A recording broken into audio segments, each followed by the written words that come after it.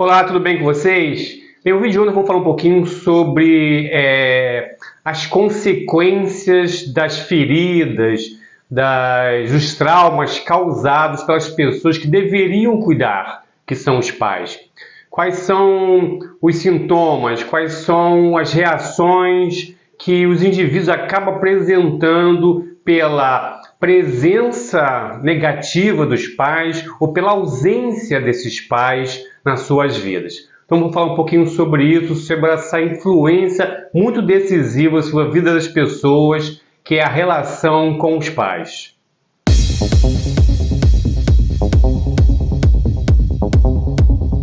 Bem, então vamos falar um pouquinho sobre a influência desses dois personagens na vida emocional e psicológica dos indivíduos. Como eles podem causar traumas, feridas, consequências que às vezes são bastante difíceis de as pessoas resolverem se não procurarem uma terapia.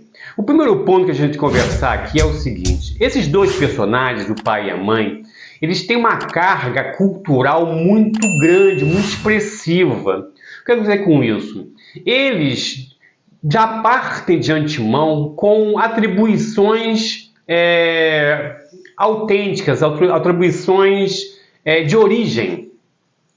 Eles têm que ser, essas pessoas têm que ser carinhosas, cuidadoras, educadoras, têm que promover a segurança, têm que promover o cuidado.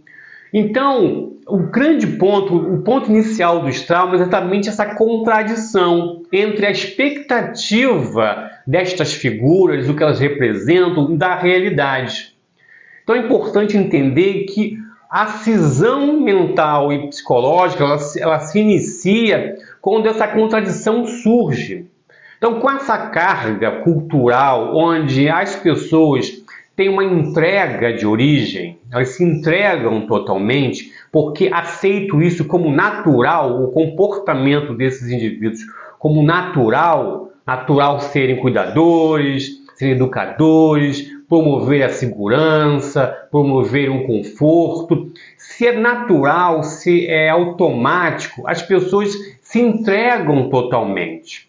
Só que não acontece isso em grande parte na realidade. Pai e mãe são pessoas, são indivíduos com os seus traumas também, com as suas deficiências, com os seus distúrbios emocionais, até com suas patologias emocionais. E quando elas entram em contato com o filho, elas exercem tudo isso, elas externalizam tudo isso. E a criança, ela acaba tendo esse baque psicológico de não entender por que essa figura que deveria proporcionar tudo aquilo está fazendo totalmente o contrário. Então aí está o ponto de cisão, onde se abre caminho para os traumas e para as feridas e para as perturbações emocionais e psicológicas que os indivíduos vão apresentar no futuro. Agora, será que a presença negativa é pior do que a ausência? Porque existem os traumas que têm origem na presença através do assédio moral, assédio físico, assédio sexual, e tem os traumas criados pela ausência de um desses indivíduos na vida da pessoa. Qual seria o pior? Assim, eu ouso dizer que não existe pior, tá? Porque uma ausência marcante, olha só que contradição, né? Uma ausência marcante, mas existe a ausência marcante. O que é uma ausência marcante? E é uma ausência que eu percebo muito quando atendo pessoas que trazem esse tipo de questão. Existe aquele pai, geralmente o pai, né? O pai, a figura paterna, no contexto do Brasil, num contexto até de uma realidade mundial, esta figura é que se ausenta da relação com o filho. A mãe é mais presente, apesar de existirem mães ausentes. Mas vamos colocar o pai como ele é a figura que mais se ausenta desta relação. Alguns pais, o que eles fazem? Eles ficam num movimento de se aproximar e recuar, nessa oscilação de aproximação.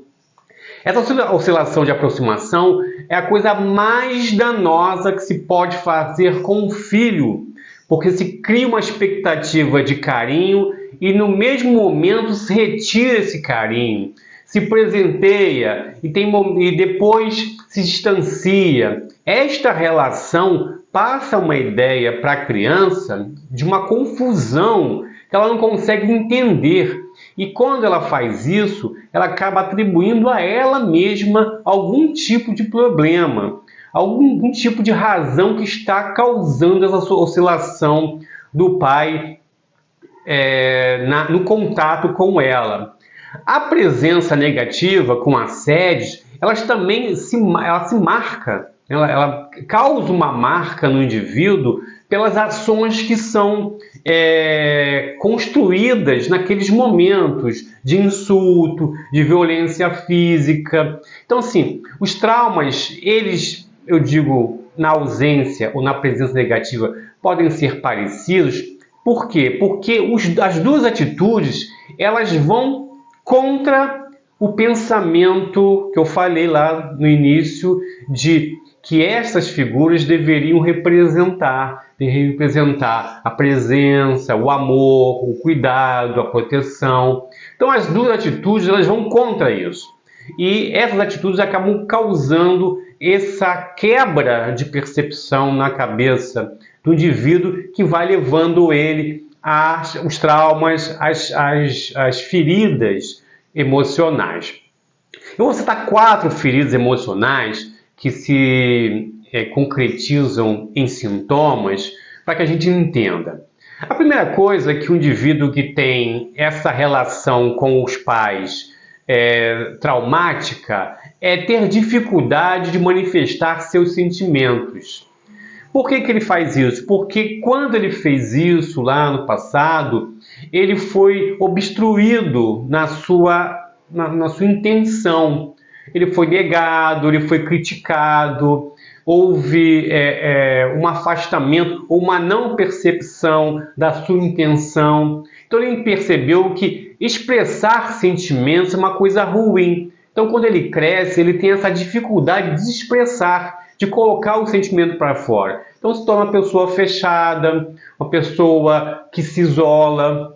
Então é muito importante a gente perceber que pode existir essa conexão com a incapacidade de compartilhar as emoções. A outra coisa tem a ver com a autoestima, né? Ele começa, como eu falei, a duvidar de que, ou pensar que a sua existência, a sua forma de existir é a causadora desta falta ou dificuldade de relação. Então ele começa a ter dificuldade de confiar nele mesmo, de ter uma autoestima fortalecida.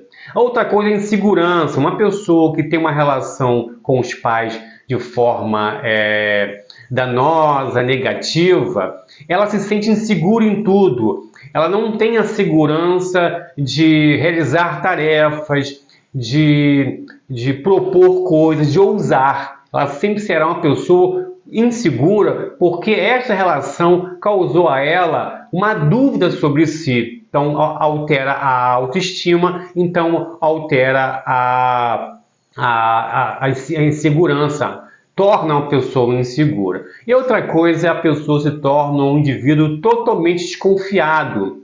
Ele não acredita nas pessoas. Por quê? Porque aquelas pessoas que deveriam ser a representação da confiança foram as pessoas que quebraram a confiança, que enganaram ele, que trataram ele de uma forma que ele não esperava. Então, se essas figuras de origem, o pai e a mãe, não fortaleceram a confiança, a crença no indivíduo, todas as outras pessoas passam a ser pessoas que merecem desconfiança. Então a desconfiança também é um sintoma desse trauma, dessa ferida.